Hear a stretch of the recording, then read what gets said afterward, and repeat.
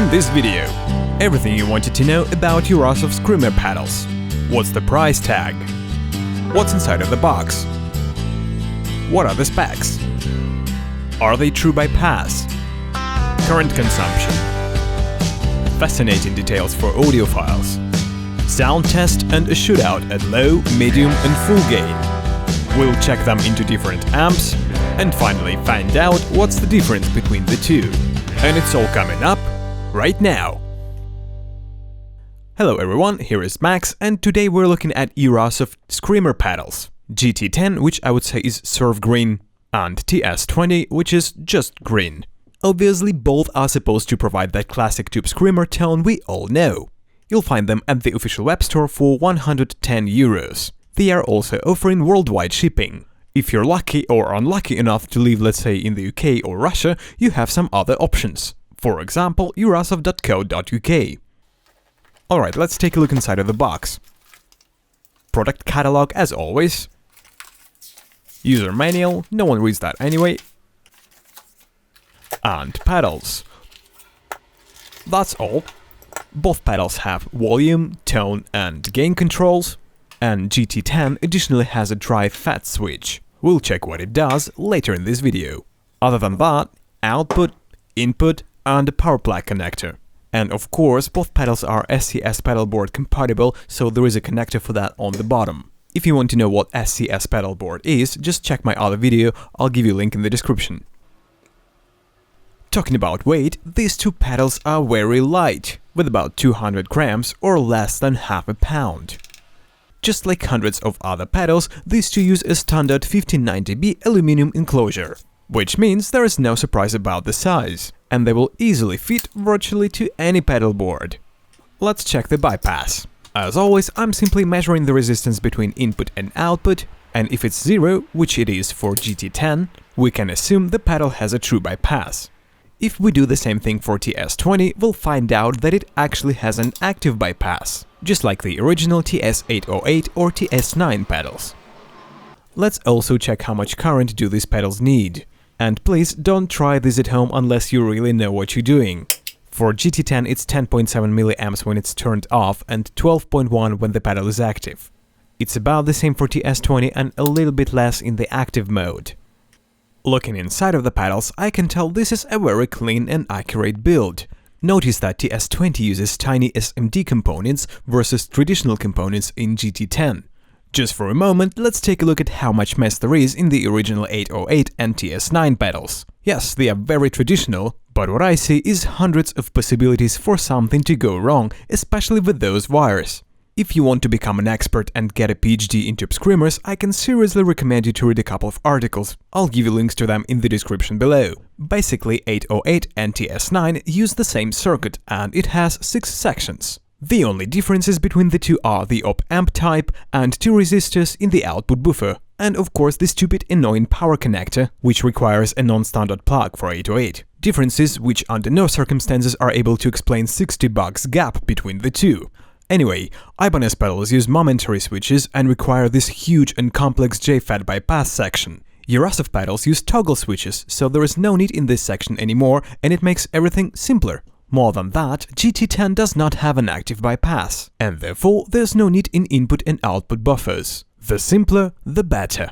Another thing people tend to modify pretty often is a type of diodes in the clip-in amp section. Okay, so here are once again all the differences in components between all 4 pedals. Do they cause a real or imaginary difference in sound? Let's find out.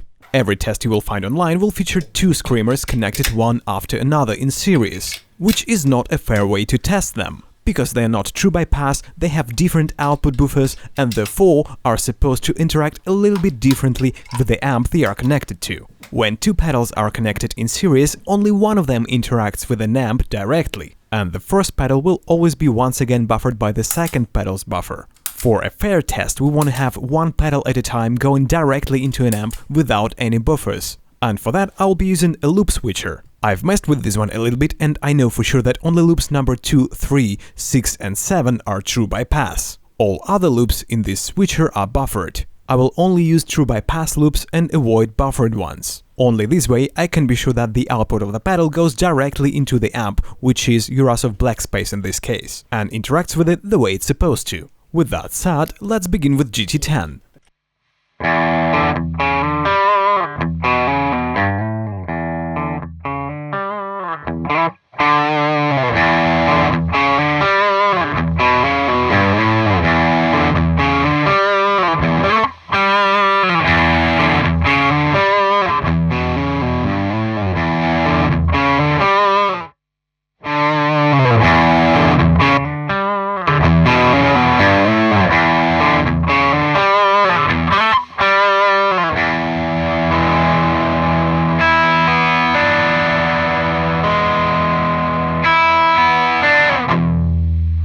Let's take a closer look at the dry fat switch.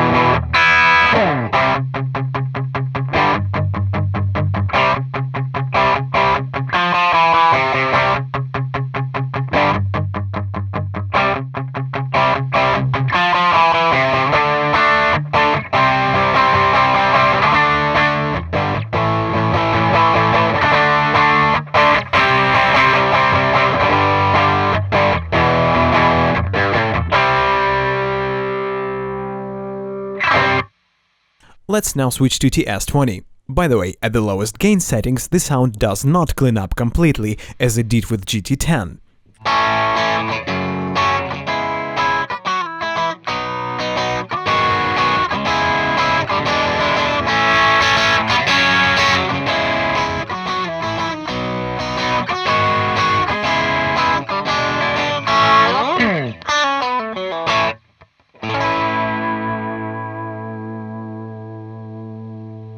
Let's compare all 4 pedals at the lowest gain. Actually, for GT-10 I have to set it a little bit higher, because it has a wider gain range, and gets much cleaner than the other 3 at the lowest settings.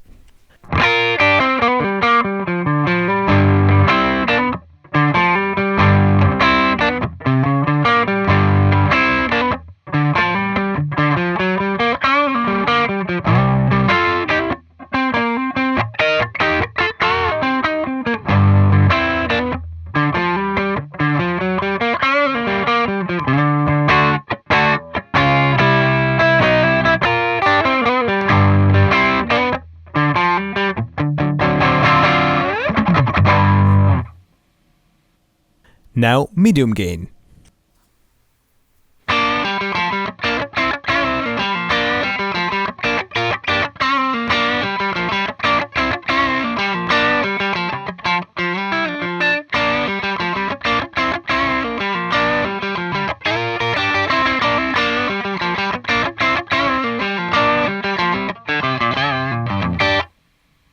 Let's turn tone all the way up and check whether they have the same amount of clarity.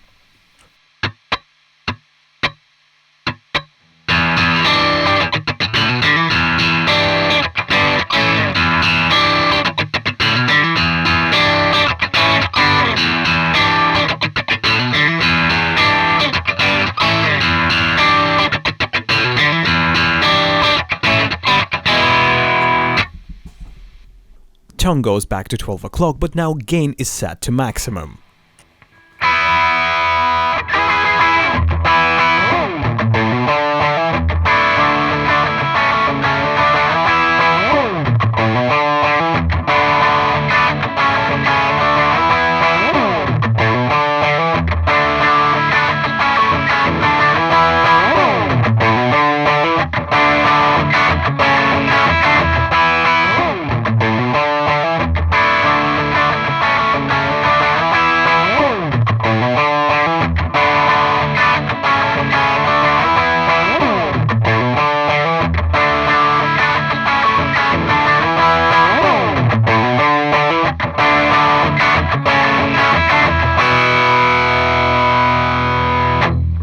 GT-10 seems to have slightly more gain than the other three. Let's now check how both Yerasov screamers interact with different amps, to give you some idea about how they will sound in your amp. Pedals are connected into a non-buffered loop selector, and the amps are going into the true box of ampsomeness, which is nothing else but a loop selector for amps, and it has a dummy load inside, which means I can switch between the amps in real time without risking blowing any of them. I've got Yerasov Black Space, clean channel of Mesa Boogie Mark V, Orange Tiny Terror set to a low gain, and clean channel of AMT Stone Head. We'll listen to them clean first and then I'll turn on the drives.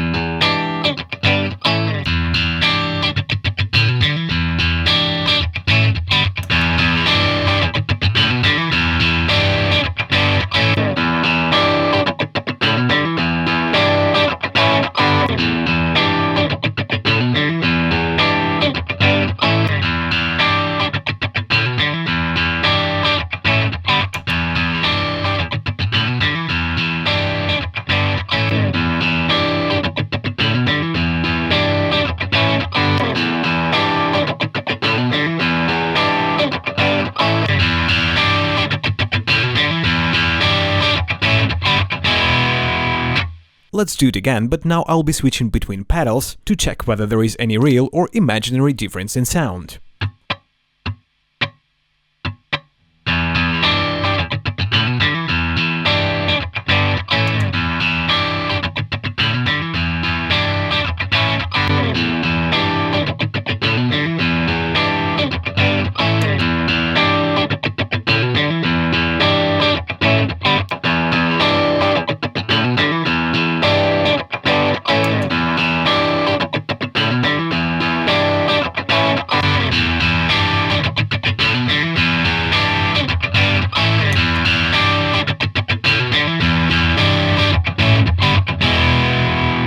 I've just turned on the fat switch at the last moment. I guess you've heard the difference.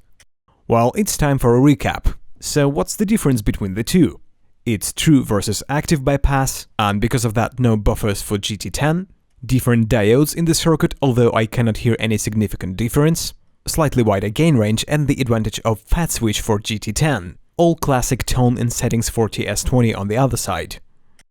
Two pros and cons. Compared to the originals, lightweight of these pedals is definitely a good thing. State-of-the-art design plays a great role in reliability. Talking about weak sides, there is now easy access to a battery and pods are not connected to the enclosure, which you can see on hundreds of other pedals. So is it an issue or not? It's for you to decide. Well, I hope you enjoyed this one. As always, subscribe, feel free to share this video. I also want to remind you about my Patreon account. Your donations are very welcome. Thanks for watching and I'll see you soon.